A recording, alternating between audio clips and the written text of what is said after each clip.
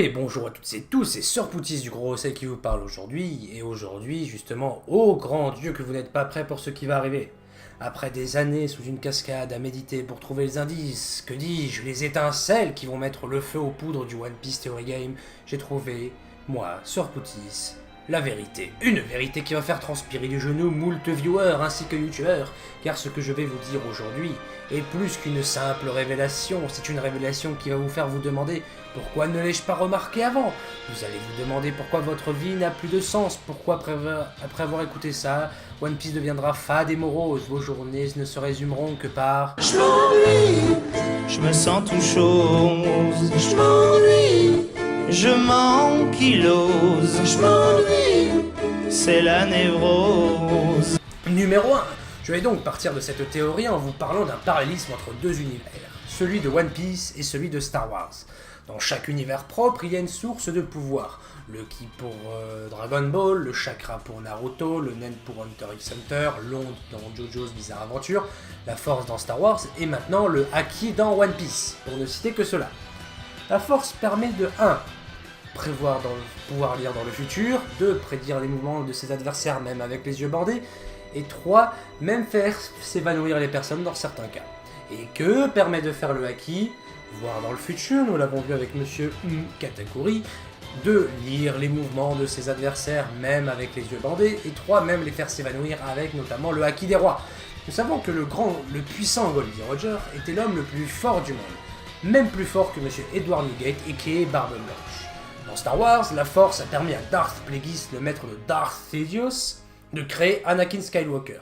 Lisez le livre de James Luceno appelé Darth Plagueis, et vous comprendrez ce que je veux dire. Or, dans One Piece, Goldie Roger avait forcément un Haki, et un Haki des rois surdéveloppé, parce que c'était en même temps l'homme le plus fort du monde, voilà, c'est une évidence. Le maître de Shanks qui a lui-même un super Haki, voilà. Selon moi, il aurait créé Gaimon durant son voyage, car avec son surpuissant Haki, il aurait vu dans le futur qu'il allait mourir. Assez jeune, du coup, il a créé un petit Gaimon qui plus tard deviendra celui que l'on connaît actuellement. Pour affirmer cela, j'ai moultes arguments. Enfin bref, aujourd'hui, comme vu dans le titre de la vidéo, que dis-je de cette illumination de la théorie One Piece? Goldie Gaimon ou la réincarnation de Roger. Et contrairement à la théorie sur Sanji, que au passage vous avez beaucoup aimé, nous avons dépassé les 1000 viewers dessus, je vous en remercie du fond du cœur. En même temps, comment ne pas aimer une telle évidence, n'est-ce pas? Je n'ai donc pas trouvé 7 mais 11 arguments qui pourront prouver mais dire comme quoi Monsieur Gaimon, cet homme, est en fait la réincarnation de cet homme-là, Monsieur Goldie Motherfucking Roger. Premièrement donc, les dates. Roger est mort il y a 23 ans avant le début des aventures de One Piece, c'est-à-dire avant que Luffy commence sa carrière de pirate. 3 ans avant le début de l'aventure de Luffy, Gaimon tombait dans un coffre. Qui est-ce qui est parti 3 ans à l'aventure avant Luffy? Ace. Quel est le rapport entre Ace et Goldie Roger? C'est son fils. Quel est donc le rapport entre Ace et Gaimon? Il est tombé à soi-disant dans ce trou quand son fils a commencé son aventure. Mais attention, je continue. Ensuite, en parlant du fameux coffre de Gaimon, celui-ci était en bois d'Adam. Pourquoi et surtout comment je sais cela? Comment est-ce que je sais que ce petit coffre dans lequel est enfermé Gaimon est en bois d'Adam, le bois indestructible, construit par les plus grands dans un bois hyper rare, hyper cher? Pourquoi? Tout simplement, mes chers amis, c'est très simple, c'est très simple. Lorsque Gaimon est tombé dans ce coffre, celui-ci ne s'est pas cassé. Et vu la chute que Gaimon a fait en tombant dans ce coffre, le coffre aurait dû se briser. Car selon le théorème dans One Piece qui dit que tout objet pouvant contenir quelque chose et qui est en bois se casse hyper facilement, le coffre aurait dû se briser. Mais il ne l'a pas fait. Et aussi, pourquoi est-ce que le coffre est en bois d'Adam? Eh bien, je vais vous le dire sur le champ, pourquoi il était en bois d'Adam. Car, pour devenir le roi des pirates, il faut parcourir toutes les mers. Donc cela veut dire partir d'une des 4 mers, East, West, South, North, Bleu. Or, un pirate commençant son aventure dans Grand Line ou même le Nouveau Monde ne parcourra pas toutes les mers s'il arrive à Raftel. C'est donc de la triche, et Monsieur Goldie Roger était conscient de cela. Il a donc laissé la clé de One Piece dans ce coffre qui est gardé par Gaimon. Là, certains d'entre vous clameront haut et fort que c'est des conneries, mais il y a un mais.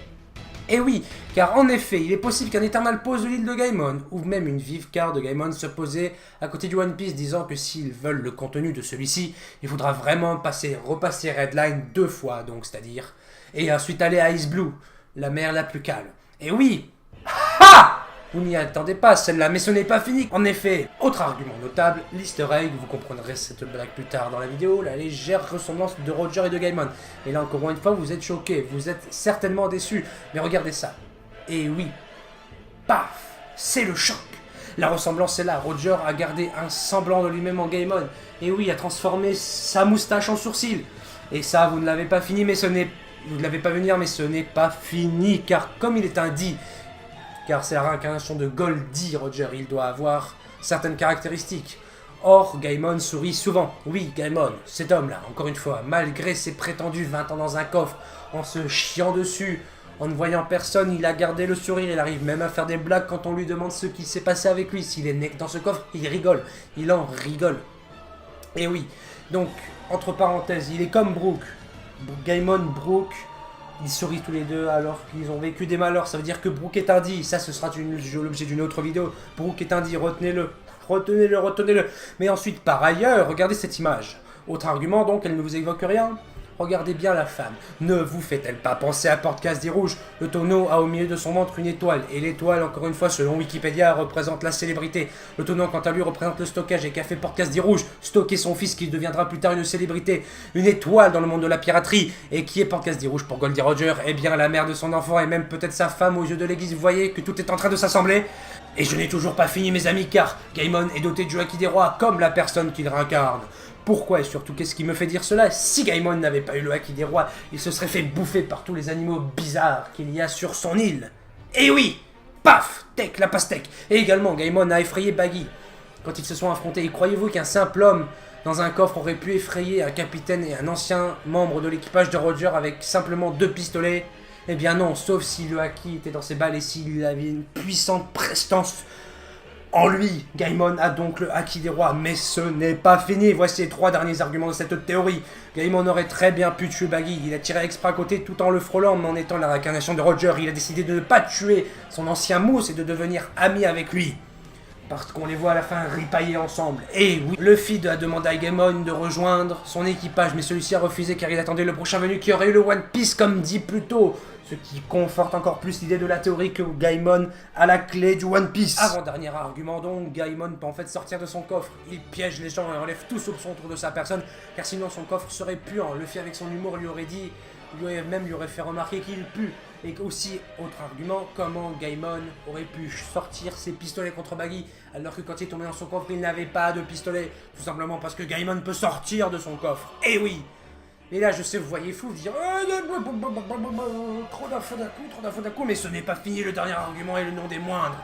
L'œuf présent sur le bateau de Roger, visible dans l'épisode 0 contre Shiki, serait Gaimon, qui serait en train de se constituer et dû aux nombreux chocs pendant sa conception, pendant l'aventure de Goldie Roger sur son bateau, pendant les chocs des tempêtes, les chocs des batailles.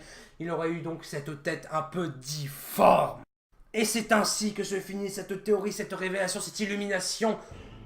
Ces preuves prouvant que Gaimon est en fait Goldie Gaimon, la réincarnation de Goldie Roger, et qu'il attend sur son île le prochain propriétaire du One Piece pour le sacrer lui-même roi des pirates. Et c'était tout.